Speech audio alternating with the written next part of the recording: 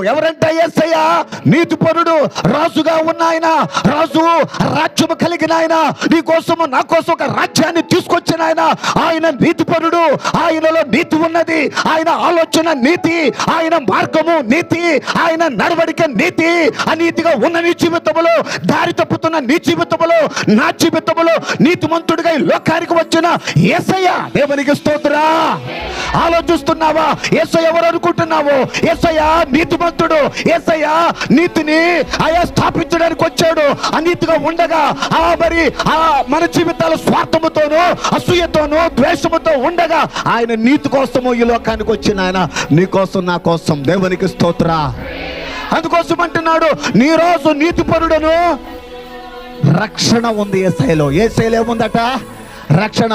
అది నీకు నాకు ఇస్తూ ఉన్నాడు. ఈ దినాన రక్షణ కర్తగా ఉన్నాడు, రక్షించే దేవుడిగా ఉన్నాడు. ఎలాంటి స్థితిలో ఉండగా, ఎలాంటి పాపములో ఉండగా, ఎలాంటి ద్వేషములో ఉండగా, ఎలాంటి అసూయలో ఉండగా, ఎలాంటి లోకస్థితిలో ఉండగా రక్షించడానికి ఉన్నాడు ఆయన. రక్షింప నేరకుండానట్లు యెహోవా హస్తము కురుచ కాలే. దేవునికి స్తోత్రం చూద్దామా, గట్టిగా చూద్దామా. హల్లెలూయా. యేసయ్య రక్షించే దేవుడు, యేసయ్య రక్షణ కర్తగా ఉన్నాడు.